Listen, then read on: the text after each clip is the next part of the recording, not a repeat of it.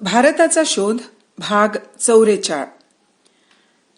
योगशास्त्राच्या विवेचनात असे म्हणतात की या सर्व शारीरिक व मानसिक अभ्यासाने इंद्रिय निग्रह होतो. त्यानंतर धारणा, ध्यान सांगितली आहेत व त्यामुळे शेवटी चित्त एकाग्र झाले म्हणजे अनेक प्रकारची सहज स्फूर्ती होते असे मानले जाते. विवेकानंद हे योग आणि वेदांताचे अर्वाचीन काळातील एक मोठे पुरस्कर्ते होते. त्यांनी योगशास्त्र म्हणजे एक प्रयोगशास्त्र आहे, त्या तर्कशुद्ध बुद्धी प्रामाण्याचे फार महत्व आहे हे वारंवार आग्रहपूर्वक सांगितले आहे. ते म्हणतात, या विविध योग मार्गात कोणत्याही योगात आपली बुद्धी सोडून आंधळे व्हा, धर्मोपदेश सांगणाऱ्याच्या स्वाधीन आपली बुद्धी करा असे सांगितलेले नाही. स्वतःच्याच बुद्धीचा आश्रय धरा, बुद्धीला घट्ट धरून ठेवा असेच सारे योग सांगत आहेत. योग आणि वेदांत यातील वृत्ती शास्त्रीय वृत्तीशी जुळली असली तरी त्यांची साधने भिन्न भिन्न आहेत आणि म्हणून महत्वाचे फरक हळूहळू पडतात. योगाप्रमाणे आत्मा केवळ बुद्धी मर्यादित नाही, तसेच विचार म्हणजेही कर्मच आणि विचाराला जर काही किंमत येत असेल तर ती कर्मानेच. स्फूर्ती, अंतर्दृष्टी यांना मान्यता दिलेली आहे, परंतु त्यातून फसवणूक होणेही शक्य नाही का अशी शंका निघते. विवेकानंद उत्तर देताना म्हणतात की सहज स्फूर्ती ही बुद्धिविरोधी असता कामा नये. ज्याला आपण स्फूर्ती म्हणतो ती स्फूर्ती म्हणजे बुद्धीचाच विकास. अंतःस्फूर्तीकडे बुद्धीच्याच द्वारा आपण जातो. खरी अंतःप्रेरणा बुद्धिविरोधी कधीच नसते. जेथे ती अशी असेल तेथे ती अंतःप्रेरणा नाही असे खुशाल समजावे. आणखी ते म्हणतात, अंतःप्रेरणा ही सर्वांच्या कल्याणासाठीच असते. ती कधीही स्वतःच्या नावासाठी, कीर्तीसाठी, फायद्यासाठी नसते. अंतःप्रेरणा विश्वहितार्थ असली पाहिजे, केवळ निस्वार्थी असली पाहिजे. तसेच अनुभूती हेच ज्ञानप्राप्तीचे साधन असेही म्हटले आहे. शास्त्रांच्या बाबतीत, ह्या बाह्य ज्ञानाच्या बाबतीत ज्या संशोधन पद्धतींचा अवलंब करण्यात येत असतो त्यांचा धर्माच्याही बाबतीत उपयोग करावा. विवेकानंद म्हणतात, अशा संशोधनामुळे एखादा धर्म नष्ट होत असेल तर खुशाल होऊ दे, कारण तो धर्मच नाही, काहीतरी निरुपयोगी क्षुद्र अंधश्रद्धेचा विषय आहे तो, आणि जितक्या लवकर तो नष्ट होईल तितके चांगले. ते पुढे म्हणतात, बुद्धीच्या मर्यादा आम्ही मानणार नाही असे धर्माने का म्हणावे, असा हक्क त्यांनी का सांगावा ते कोणालाही माहीत नाही. बुद्धीला मानून लोक नास्तिक झाले, धर्महीन झाले तरी पत्करले, परंतु कोणाच्या तरी सांगण्यावरून आंधळेपणाने कोट्यवधी देवदेवता मानणे नको. कधी कधी असे प्रेषित जन्माला येत असतील की इंद्रियातील प्रदेशात शिरून ज्यांनी पलीकडील अनंताचे दर्शन, अंधुक दर्शन घेतले असेल, परंतु आपणही जेव्हा तसे करू शकू तेव्हाच आपण त्यांच्यावर विश्वास ठेवू, तोवर नाहीच नाही. असे सांगण्यात येते की बुद्धी दुबळी आहे, पदोपदी ती चुका करते, परंतु बुद्धी जर दुबळी असेल तर शेकडो धर्मोपदेशकांचा तांडा अधिक अचूक मार्गदर्शन करील ह्या म्हणण्यात तरी काय अर्थ. विवेकानंद म्हणतात, मी स्वतःच्याच बुद्धीचा आधार घेईन, तिच्यावरच विसंबेन, कारण ती कितीही दुबळी असली तरी तिच्या द्वाराच सत्याचा शोध लागण्याचा थोडा तरी भरवसा आहे. म्हणून आपण बुद्धीच्याच पाठोपाठ जावे आणि बुद्धीच्याच पाठोपाठ गेल्यामुळे अश्रद्धेय असे ज्यांना काहीच सापडले नाही, जे स्वतःकरिता म्हणून तुम्ही शोधून स्वतः काढले नसेल, त्या कशावरही श्रद्धा ठेवू नका, विश्वास ठेवू नका. संदर्भ, विवेकानंदांचे हे बरेचसे उतारे रोला यांनी लिहिलेल्या विवेकानंदांच्या चारित्र्यातून घेतले आहेत. विवेकानंदांनी वारंवार बुद्धिप्रामाण्यावर भर दिला. नुसत्या श्रद्धेवर काहीही खरे मानायची त्यांची तयारी नाही. याचे कारण प्रत्येकाला आत्मस्वातंत्र्य पाहिजे अशी त्यांची तळमळीची श्रद्धा होती व श्रद्धा प्रामाण्यामुळे आपल्या देशाची झालेली हानी त्यांना डोळ्यासमोर दिसत होती. प्रामाण्यवादाच्या पराकोटीला पोचलेल्या देशात माझा जन्म झाला आहे म्हणून असे ते याबाबत म्हणतात. प्राचीन योग आणि वेदांत शास्त्रांचा स्वतःच्या बुद्धीप्रमाणे त्यांनी अर्थ केला आणि त्यांचा तसा अधिकारही होता. परंतु प्रयोग आणि बुद्धी यांवरच जरी योग आणि वेदांताची पार्श्वभूमी उभी असली तरी योग आणि वेदांत यांचा विषयच असा आहे की त्या प्रांतात सामान्य मनुष्याची बुद्धी अपुरी पडते. ज्या जगात आपण वावरतो, ज्या जगाचे आपणास ज्ञान असते, अशा या जगाहून अजिबात निराळ्या अशा अतींद्रिय मानसिक विषयाचा तो प्रांत आहे. निराळ्याच अनुभूतीचे ते जग आहे. ते प्रयोग आणि ती अनुभूती हिंदुस्थान पुरतीच मर्यादित नव्हती. ख्रिस्ती, गूढवादी, पर्शियन, सुफी यांच्याही चरित्रांतून, आख्यायिकांमधून अशा अनुभूतींच्या कथा आहेत. निरनिराळ्या काळातील आणि देशातील या लोकांच्या अनुभवात एक विलक्षण साम्य आढळते व त्यामुळे रोमारोला यांचे म्हणणे सिद्ध होते. ते म्हणतात, धर्माद्वारा झालेल्या अनुभूतीची खरी उदाहरणे जगभर वर्षानुवर्षे घडत आली आहेत. वंश किंवा काळ यांच्या बाह्य रूपात अंतर्यामी ही सर्व सारखीच आहेत. त्यामुळे सदैव सर्वत्र मनुष्याचा आत्मा येथून तेथून एक आहे याचा दाखला मिळतो.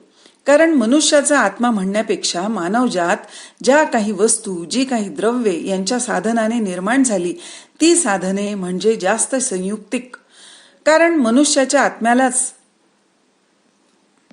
मूळ साधने शोधण्याकरिता खोल शोध घ्यावा लागतो.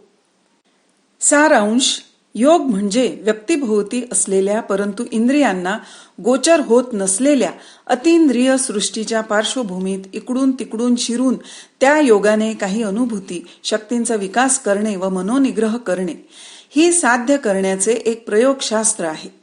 अर्वाचीन मानसशास्त्राला योगशास्त्राचा कितपत उपयोग करून घेता येईल ते मला सांगता येणार नाही, परंतु असे करणे उपयुक्त ठरेल असे वाटते. अरविंद घोषांनी योगाची पुढील प्रमाणे व्याख्या केली आहे. आपली सारी अंतर्गत मूलतत्वे, क्रिया, शक्ती, सारे अंतर्गत संमिश्र प्रकार यांचे पृथक्करण करता येते. ती वितळवता येतात. त्यांचे नवे संमिश्र प्रकार करून अशक्य वाटलेल्या अपूर्व प्रकारे त्याचा उपयोग करून घेता येतो किंवा काही ठरीव अंतर्गत क्रियापद्धती वापरून त्यांचे रूपांतर करता येऊन त्यांची सर्वांची वेगळी नवी घटना घडविता येते. या सिद्धांताचे ज्ञान व प्रत्यक्ष अनुभव यांवर राजयोग अधिष्ठित आहे. यानंतरचे दर्शन म्हणजे मीमांसा. मीमांसेचा यज्ञ यागाशी, कर्मकांडाशी संबंध आहे व मीमांसा शास्त्राचा कल सगुण देवदेवता मानण्याकडे आहे. अर्वाचीन बहुजन समाजाच्या हिंदू धर्मावर तसेच हिंदू कायद्यावर मीमांसा शास्त्राचा पुष्कळ परिणाम झालेला आहे. मीमांसा शास्त्राने सम्यक जीवनाचे, सदाचाराचे नियम धर्म म्हणून सांगितले आहेत. लक्षात ठेवण्यासारखी गोष्ट अशी की हिंदूंचे देव जगावेगळे आहेत. कारण ते तेजाने दैदिप्यमान म्हणून देवसंज्ञा पावलेले देव जरी विशिष्ट शक्तींनी संपन्न असले तरी सृष्टी क्रमात मानवाहून ते खालच्या पायरीवरचे मानलेले आहेत. हिंदू आणि बौद्ध धर्मी यांचेही आत्मसाक्षात्काराच्या मार्गावरील मनुष्य जन्म हा परमश्रेष्ठ जन्म, ही शेवटची वरची पायरी असे मानतात. देवांना हा आत्मसाक्षात्कार, हा मोक्ष मिळवायचा असेल तर त्यांना सुद्धा तो मिळवायचा अखेर मानव जन्म घेऊनच. म्हणजे असे की हिंदू धर्मातही देवदेवतांबद्दलची कल्पना अनेक देवदेवता मानलेल्या इतर धर्मांहून अगदी वेगळी आहे. बौद्ध धर्मीयांचे म्हणणे असे की फक्त मानवच बुद्धत्वाप्रत, शेवटच्या निर्वाणाप्रत जाऊ शकतो. आणि आता शेवटचे 6वे दर्शन म्हणजे वेदांत. हे उपनिषदांतून निघाले. हळूहळू या शास्त्राची वाढ होता होता नाना रूप, नाना आकार येत गेले. परंतु विश्वासंबंधाचे अद्वैत तत्वज्ञान सदैव मुळाशी होते. सांख्यांची पुरुष व प्रकृती ही 2 मूलतत्व वेगळी नसून ती दोन्ही तत्वे म्हणजे मूळच्या एका शाश्वत सत्याची, ब्रह्म याचीच संकुचित रूपे मानलेली आहेत. आरंभीचा हा वेदांत घेऊन शंकराचार्यांनी अद्वैत वेदांताचा सिद्धांत स्थापन केला. आजच्या हिंदू धर्मातील प्रमुख तत्वज्ञानात्मक दृष्टी अद्वैताची आहे. हे तत्वज्ञान केवळ अद्वैतावर उभारलेले आहे. आध्यात्मिक दृष्ट्या आत्मा, परमात्मा हेच शाश्वत अंतिम सत्य आहे व हे ब्रह्म स्वतंत्र आत्मनिष्ठ मानलेले आहे व त्याखेरीज बाकीचे सारे जग वस्तुनिष्ठ मानलेले आहे. हा परमात्मा सर्वव्यापी कसा आहे, एकच असता अनेक रूप कसा होतो आणि असे होऊनही त्याची संपूर्णता कशी राहिली, कारण आत्मा कसा अविभाज्य आहे, इत्यादी इत्यादी गोष्टींचा तार्किक बुद्धिवादाने उलगडा होणे अशक्य आहे. कारण आपली मनोबुद्धी शांत जगाने मर्यादित आहे. उपनिषदांनी आत्म्याचे पुढील प्रमाणे वर्णन केले आहे. अर्थात हे जर आत्म्याचे वर्णन असेल तर ते असे, ते पूर्ण आहे, हे पूर्ण आहे, पूर्णातून पूर्ण प्रकटते, पूर्णातून पूर्ण काढले तरी पूर्णच उरते. शंकराचार्यांनी ज्ञान कसे होते याचा सूक्ष्म व गुंतागुंतीचा सिद्धांत मांडला आहे. काही गोष्टी गृहीत धरून हळूहळू न्याय तर्कांच्या खंडन मंडन पद्धतीने पायरी चढत चढत शेवटी त्यांनी अद्वैताची स्थापना केली आहे. जीव म्हणजे समर्याद सोपाधिक झालेला परमात्मा. आकाश सर्वव्यापी असून घटाकाश मठाकाश आपण म्हणतो त्याप्रमाणे आत्मा सर्वव्यापी असूनही जीव रूपाने पृथक भासतो. व्यवहारासाठी आपण जीव वेगवेगळे मानावे, परंतु हा फरक वरवरचा आहे, तो खरा नव्हे. जीवाचे शिवाशी, व्यक्तीचे परमात्म्याशी संपूर्ण ऐक्य अनुभवणे म्हणजे स्वातंत्र्य, मोक्ष. जे घटनामय जग सभोवती आपण पाहतो ते त्या सत्याचे नुसते प्रतिबिंब आहे. त्या सत्याची नुसत्या प्रयोगाच्या अवस्थेतल्या पातळीवर व्यवहारात दिसणारी छाया म्हणजे हे जग. यालाच माया म्हणतात. मायेचे भ्रांती, भ्रमण असे भाषांतर करतात, परंतु ही चूक आहे. माया केवळ अभावरूपी नाही. असणे म्हणजे सत आणि नसणे म्हणजे असत यांच्यामधील स्थिती म्हणजे माया. माया म्हणजे एक प्रकारे अस्तित्व आहे. म्हणून आजकालच्या सापेक्षतावादाची कल्पना केली म्हणजे ती मायेच्या अर्थाच्या जवळची आहे. तर मग या जगात चांगले काय, वाईट कोणते? का या चांगले वाईट या कल्पनात काही अर्थच नाही? ह्या नुसती प्रतिबिंबे, छाया आहेत. अंतिम पृथक्करणात या सदसतांचे काहीही हो, परंतु आपल्या या रोजच्या व्यवहारात या नैतिक भेदांना सत्यता आहे, महत्व आहे.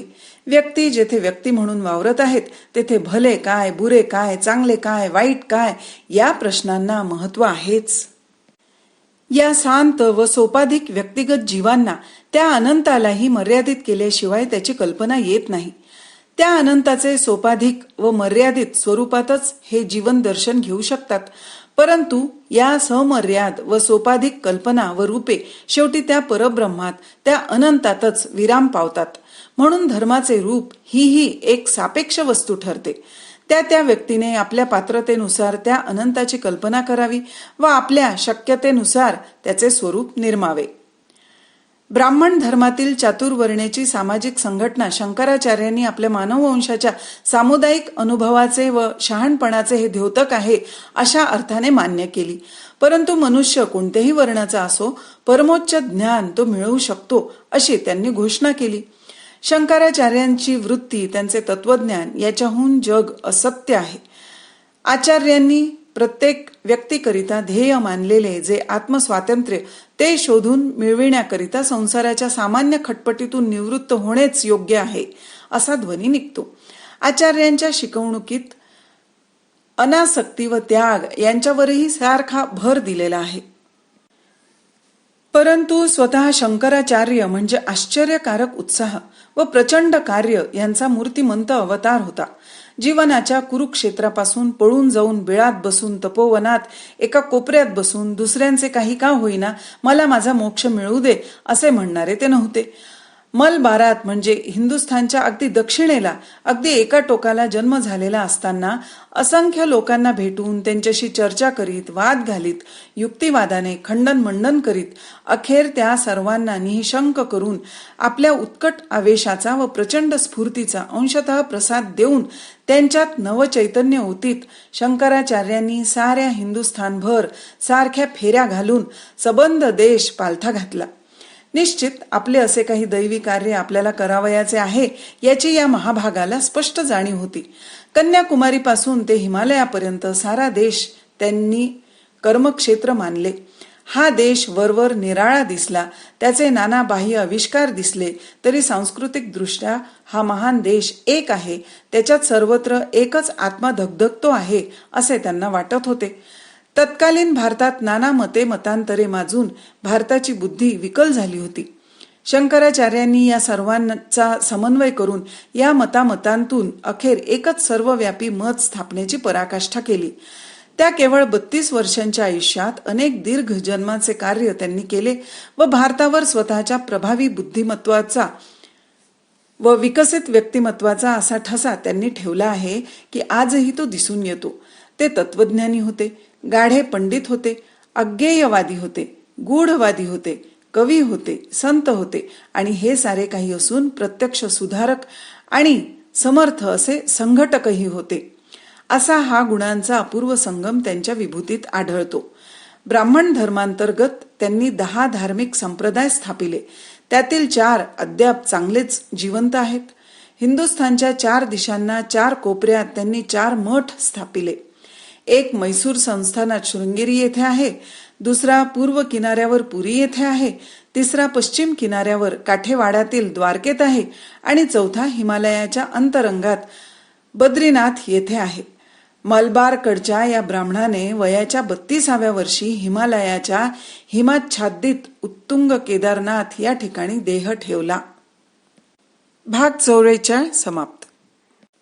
भारताचा शोध भाग